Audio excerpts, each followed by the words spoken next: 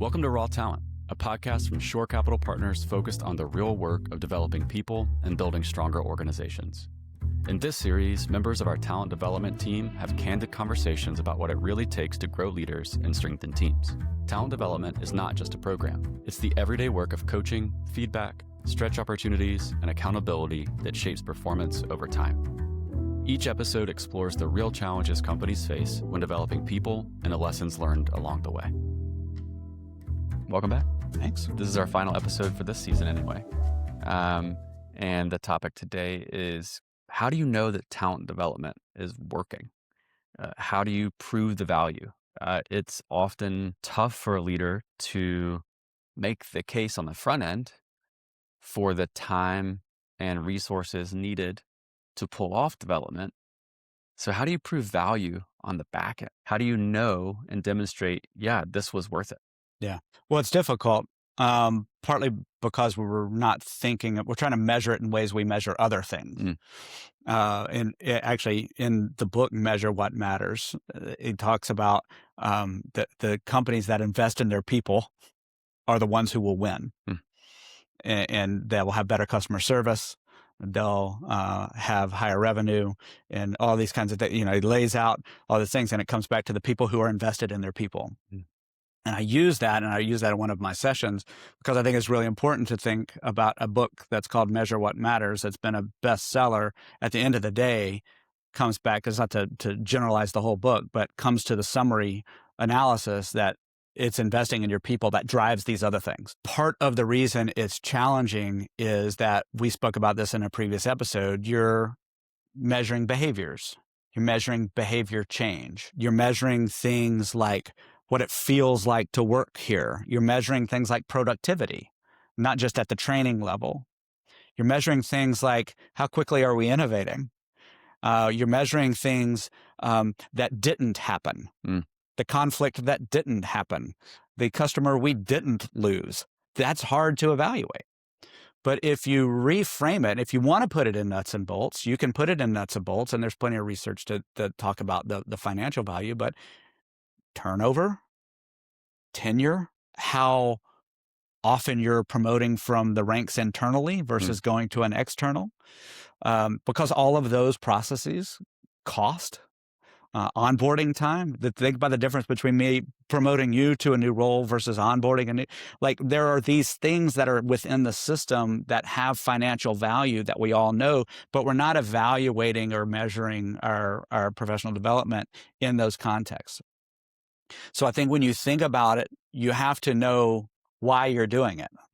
Why am I investing in these people in this way? I do a session every year with a company that's growing around professional development built behind their company values. Well, what's the ROI on that? Bringing 100 people together in a room who don't even know your company values, who all leave with a vision and an idea of how they can live and recognize and cultivate their company values, your company values, and their team. In different states spread across. How do you measure that? How do you measure their commitment to the platform? How do you measure their alignment with the absence of grind that you're getting out of a team or a founder because there's alignment there? So I think you have to identify where you want to measure it. What behaviors did your manager see that were different? What did people used to do versus what do they do now? Those are kinds of things that you have to, one, know what you want, and then not expect to see this show up in this year's, margins. Yeah.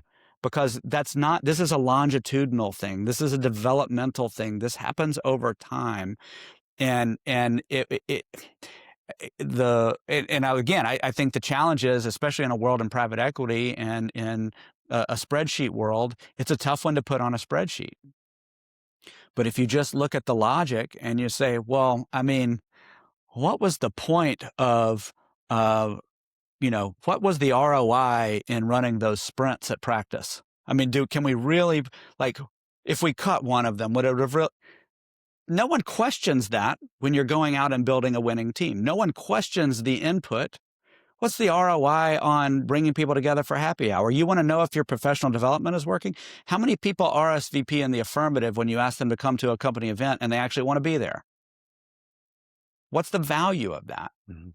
And so it is admittedly difficult in traditional business metric and mostly lagging indicator kinds of metrics to evaluate. But I think when you've ever been around people who are happier and better at their jobs, then you can figure out how to measure that, even if you just want to do something as simple as an ENPS score, which I don't love, but it's something. Yeah.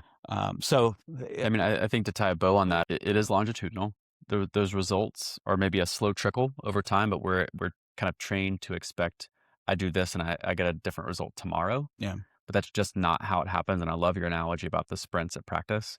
It's also, and you touched on this for the company specific values session, it's so situational. It varies by role, it varies by company stage, it varies by vertical, it varies by geographic area. Yeah. Something that you touched on earlier that I want to call out explicitly is that it's much easier to notice and to track failure Yeah. than it is true. to think about success, especially if it is we prevented X from happening. Which goes back to the reactive versus proactive conversation we had a couple of episodes ago, Yeah. right? I think, yeah, exactly. And I think that a fallacy that we often fall into as leaders is we track satisfaction of a program and not the behavior change of a program. Mm-hmm.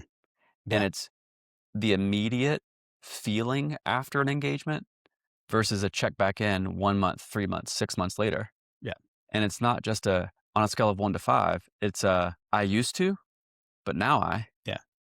And I think going back to this whole conversation, I think part of it is it's the leader's job to be able to understand and recognize this. Just because it doesn't show up in a spreadsheet, again, I'll go back to measure what matters because doesn't mean it's not measurable or there's no ROI, right? Like I had a conversation with a person that was in one of our programs who was a new manager, first time manager, all-star individual contributor for a good long time with her company, loved her company loved her, all things a go, promoted her to a manager.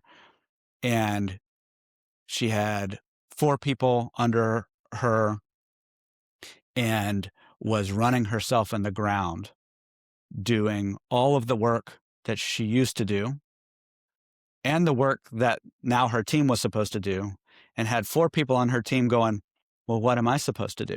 What's the ROI and how do you measure teaching her to lead through others so that this person who was a longtime dedicated, committed, borderline family member employee was actually considering leaving because she felt that she was failing in her new role?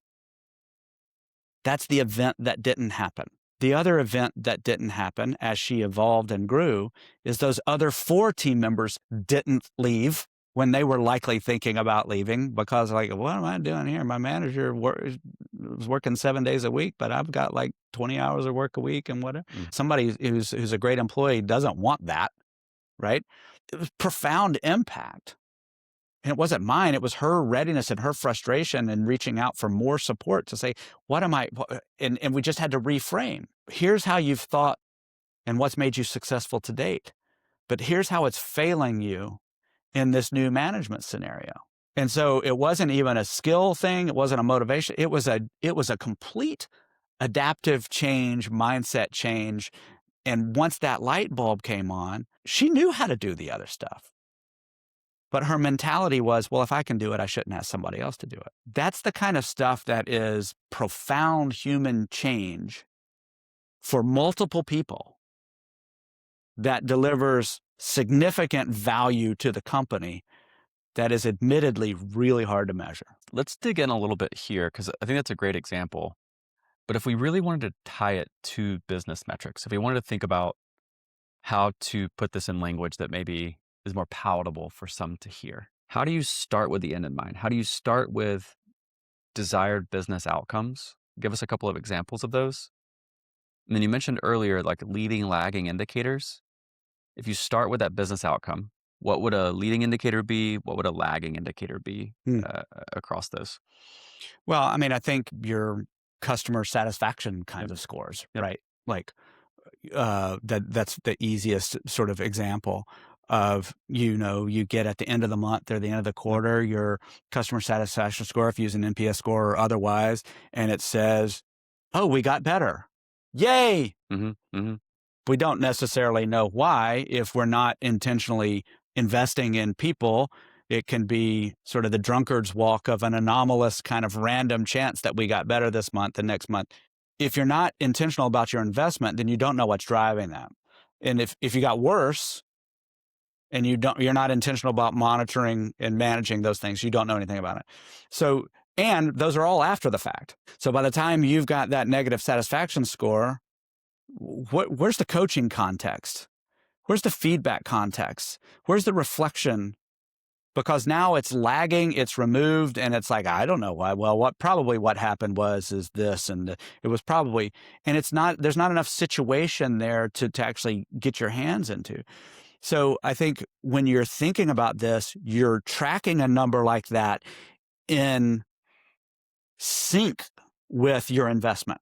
And you're monitoring and saying, okay, are we getting better at this? We were on a call just yesterday about with someone running an operations side of a company, and they had moved from like a 30% conversion to like a 90% conversion, which then significant number of new clients in the building. And that was by investing in the team that in that organization was probably in the hierarchy of the organization pretty low, and helping them understand how to manage the situations that they were dealing with on a daily basis. It was professional. It wasn't just training. It wasn't, here's how you switch this, here's the data you have to enter. It's, here's what you have to do when somebody comes and they present this challenge or this objection, or they pick up the phone and they're already cursing at you, or whatever that might be.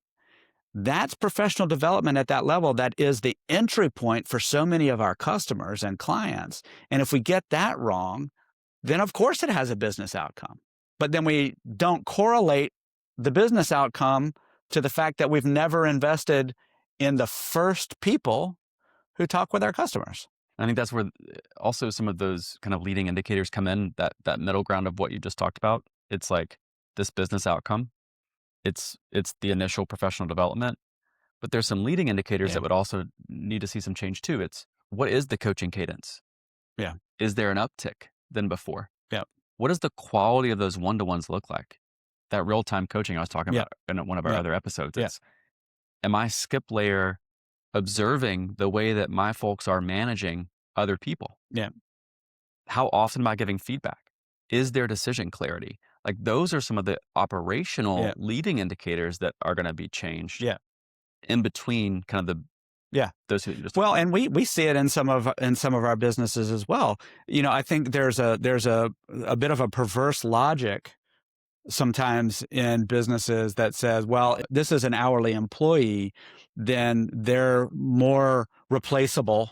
Tell that to the mom who's being greeted at a desk at the kid's doctor's office or the orthodontist office or the dentist office or the emergency care clinic or wherever, and sees a different person every time she shows up.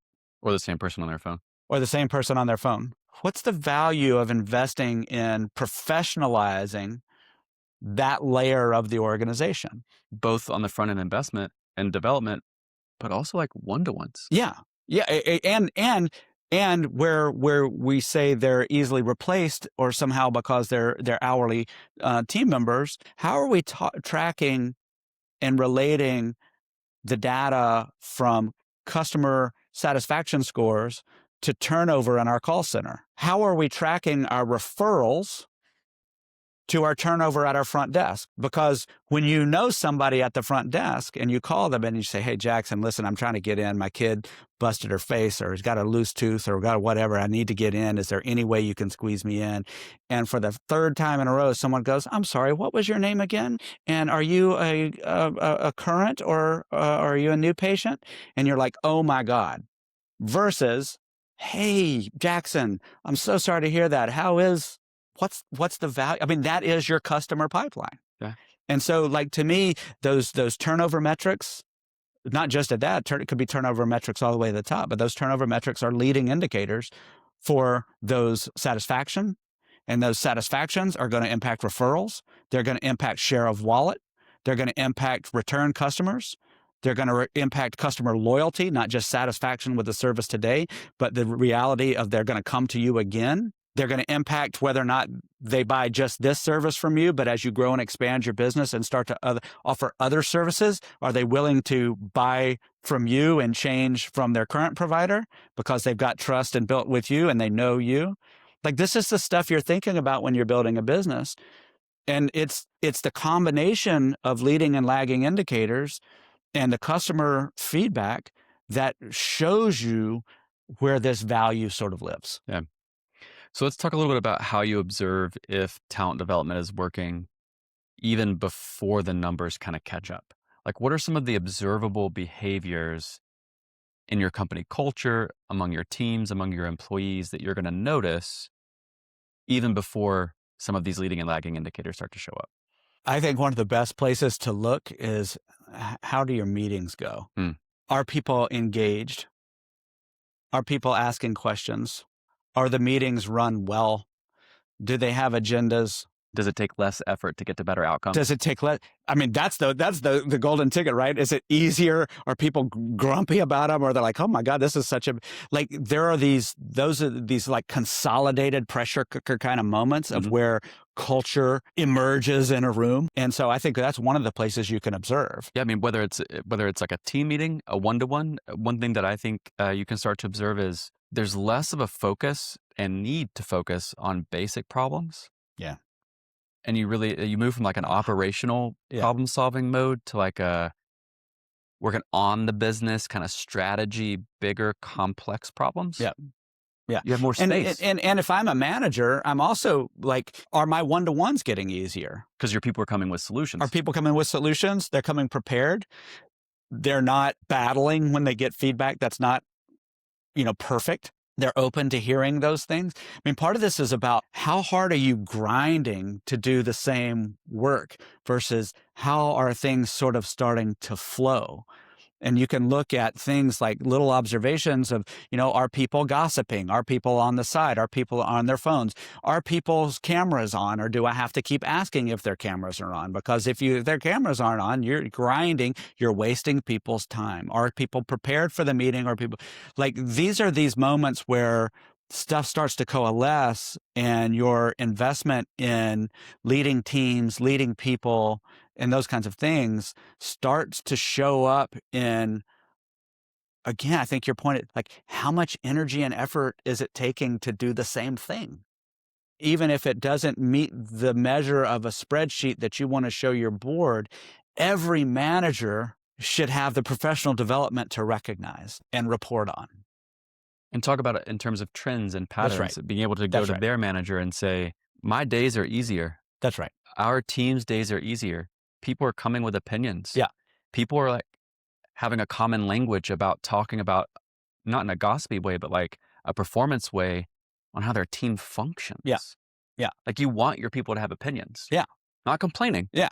But opinions about how things can be better. How much crap is being brought to you that grown adults should be solving on their own? There's a measure for a manager.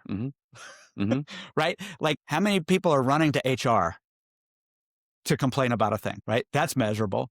But like those managers have to recognize, I don't have somebody knocking down my door every 15 minutes wanting to tell me some scoop on somebody else or complain about somebody else is not lifting their weight in the work. Like, those are things that, again, your board and your executive team doesn't need to know about that, but you're talking about building a culture, and we've talked about systems. That level of the system needs to be able to recognize that.